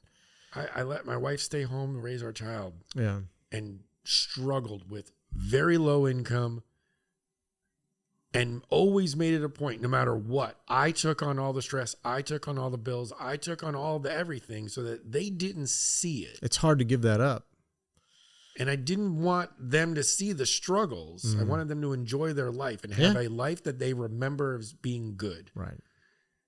No matter what that defined to them, I wanted them to enjoy their experiences. That comfort. Yeah. And so I don't want to, at this point, all of a sudden rip the rug right out, from like, oh, sorry, honey, you're not going to college because dad decided you want to be a photographer and not actually be responsible. Right. I don't even have insurance anymore. Yeah. It's health insurance. What do we need that for? Right.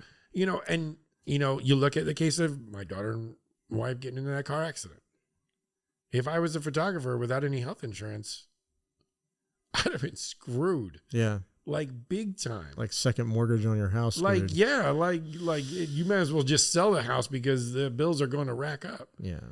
These are the type of things that young people don't see. No. And they don't think about, and that's okay because they're young. Mm-hmm.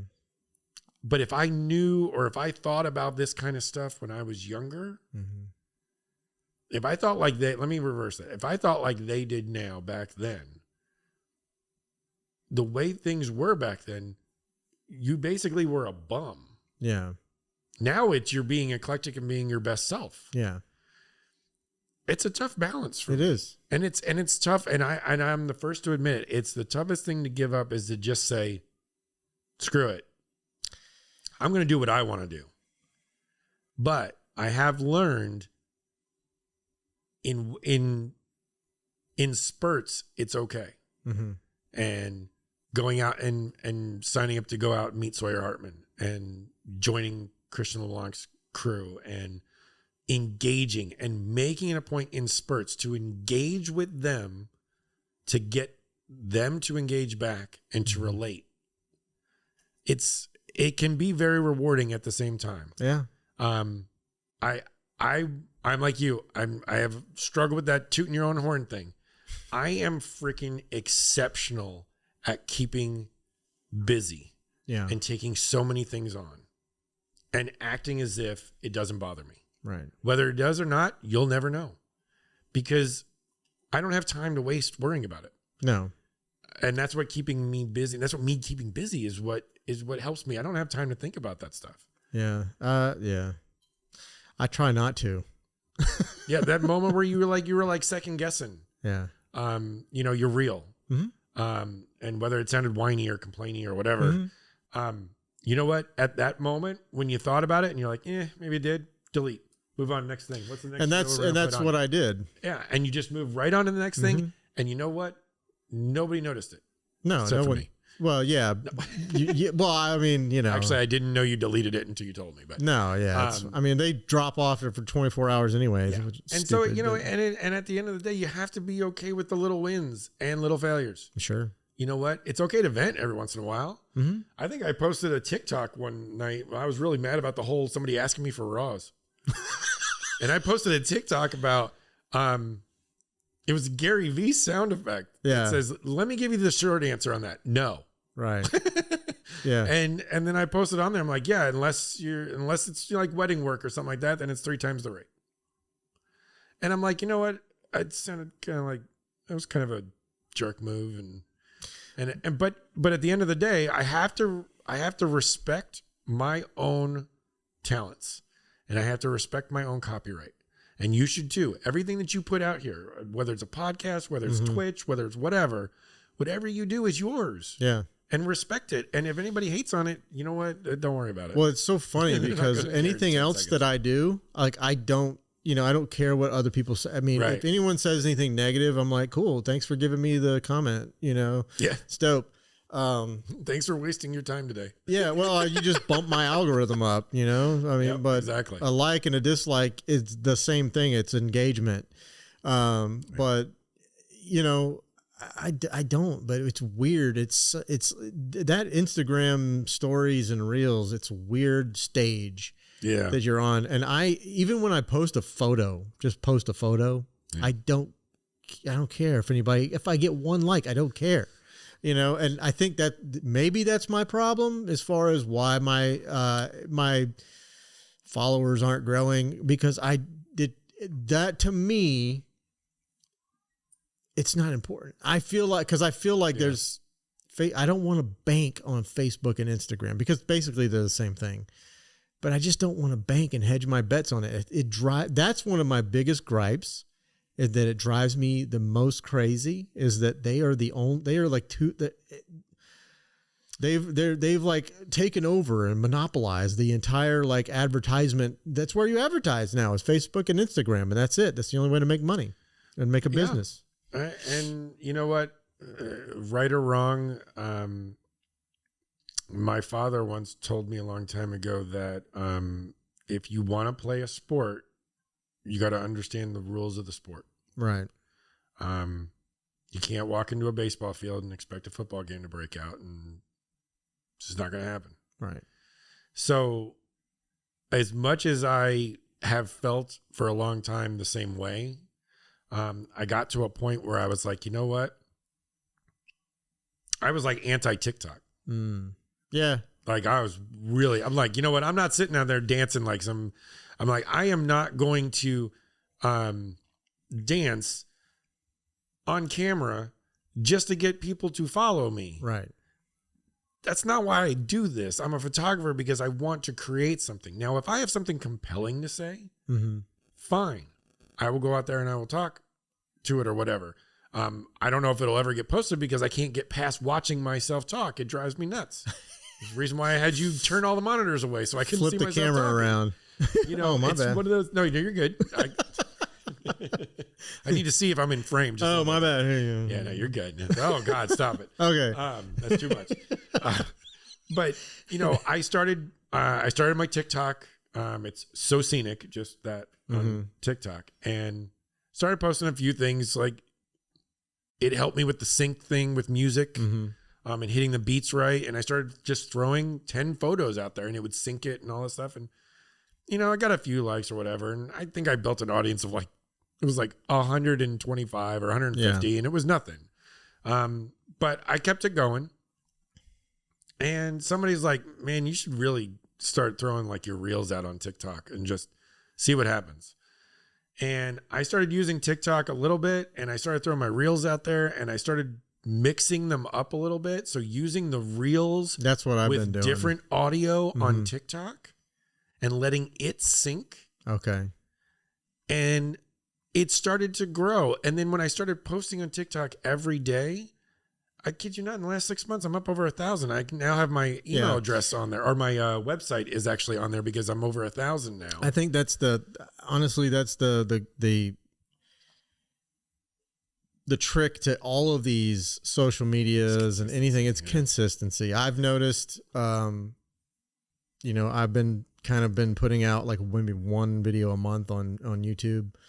I pick something I want to talk about and I just do a video about it in 10 minutes, 10-minute video. Yep. And I've just been putting them up, and nothing special, nothing crazy, but, whatever. And I've noticed that the viewership has gone up a bit, and eventually I'll do more. I'll maybe do 2 a month, whatever. But yeah, I mean, I would probably put more stock in something like that for myself. Sure. Because it's where I want to go. Right.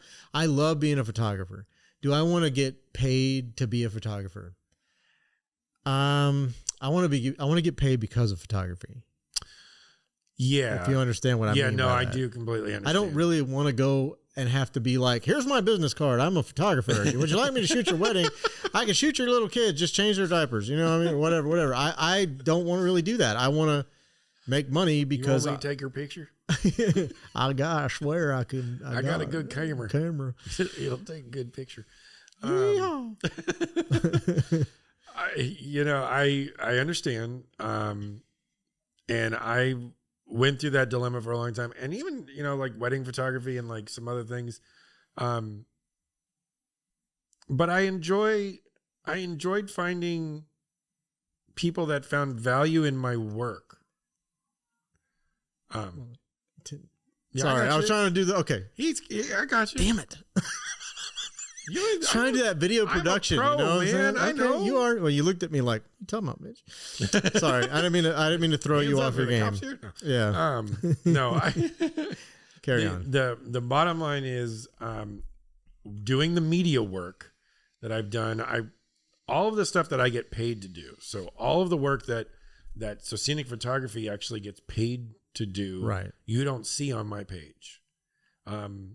There's some of the paid work that's on there, but not really a lot of it. I work for a media company in town, and they freelance me to do events for them. Yeah. And I will go to car club, car meetups, parties, dinner parties. Sometimes it's like weekend events where they're like at some big hotel and there's a bunch of people together, right, having conventions and stuff. And I'll do that event photography, and it's boring. Sure. Like the work itself is not artistic and everything, but I still find ways to put my spin on it. Mm-hmm. And then I take that and I edit them up. Like one of the gigs that I have to do is I have to actually provide photos day of, more day after, and then more the day after. And then I have to have all photos within a week of the event because they have to stay relevant to their time frames. Mm-hmm. And so it's a challenge. It's something different. And I've learned to find value in it. Right. Because it's actually paying consistently. I have consistent gigs every month now. That's working great, for this media company that I can go and do. It's not a lot of money. Sure. But it's consistent money. And it's making me appreciate the work.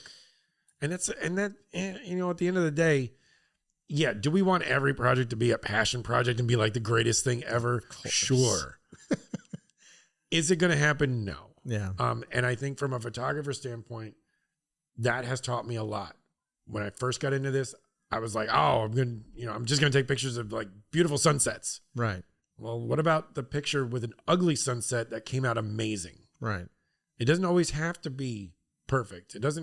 I think social media kind of is starting to kind of trend that way a little bit more with body positivity. Sure. It doesn't always have to be the perfect body or whatever the hell that means. Mm-hmm. It doesn't always have to be the perfect person. It can just be the art that you're creating is yours, and you're creating something that speaks for your brand. It's very true. I enjoy that. I wish I could show more of the paid work that I do. Yeah. Because, I won't disclose too much, but just a couple weeks ago, I was actually standing in the middle of a runway. Okay. Watching a plane and a car race each other. Oh, that's awesome. And the photos I got from that were really cool. I mean, you send them to me, I'll post them. I'm just saying. Yeah. My boss. No, I agree with you. And something, you know, I make the art that I want to make. Yep. And I post what I want to post. And people like it, they like it. If they don't, they don't. I'm in no hurry.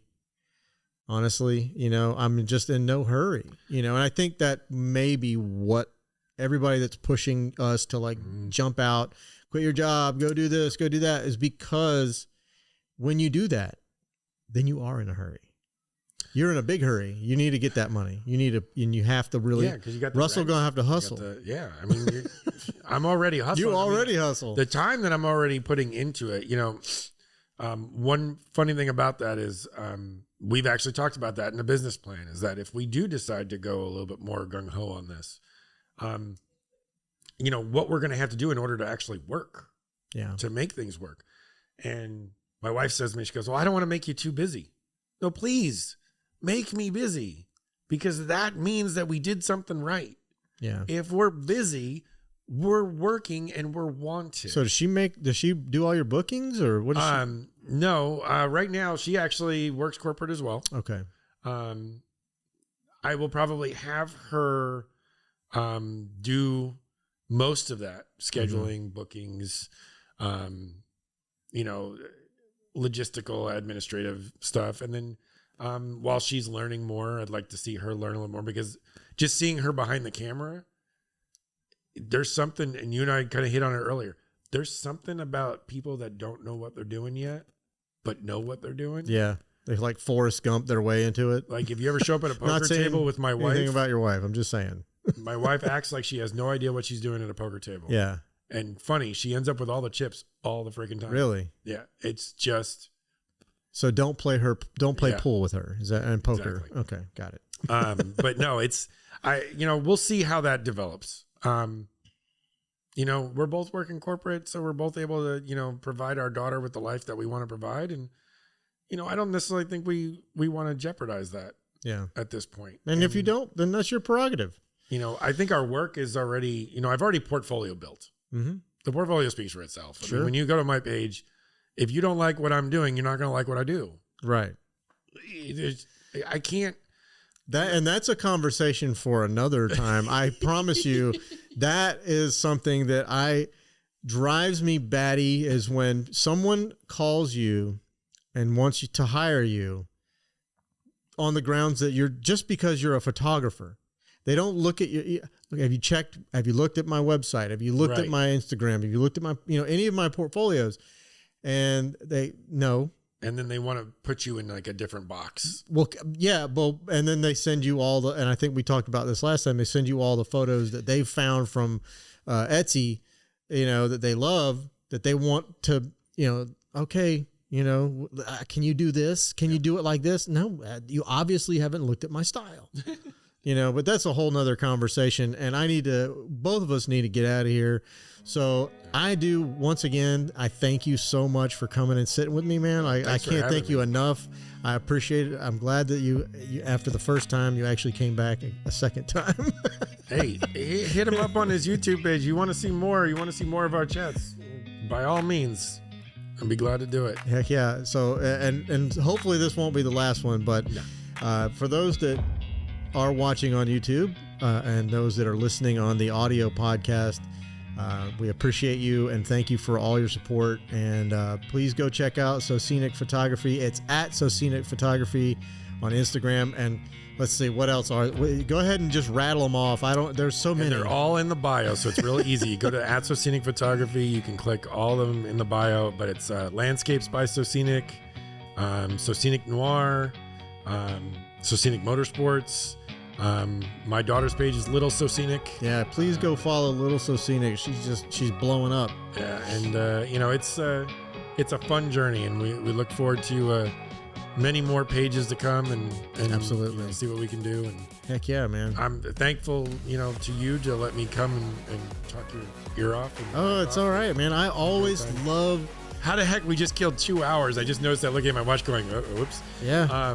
It goes fast. Well, that's what really quick. Omar and I have the same issue with the other podcast, is that we started out doing 2 hours, and we were Yep. like, all right, 2 hours, and we accidentally one day we went to 3, and it was just like, did we just do 3 hours? Yeah, You know, just but people watched flies it. by. Yeah. Yeah, we got some engagement. People were in watching it, and so it's good. But you know, man, thank you. Thank you, and you know, hopefully you'll have me back, and we'll Heck yeah. continue the conversation. For sure, sure. Right. And you know, maybe next time, you know, you can you'll have your you'll be out there in the world all on your own, you know. Yeah. and he'll make everyone that's told him he needs to just quit his job and go full-time photography, he'll make them all shut up. You know. Now I in your own time, at your own pace, sir. Your own time. Your own pace. Same here. We'll get there when we want to get there. Yes. So, see you. That's it. We're out of here. Thank you.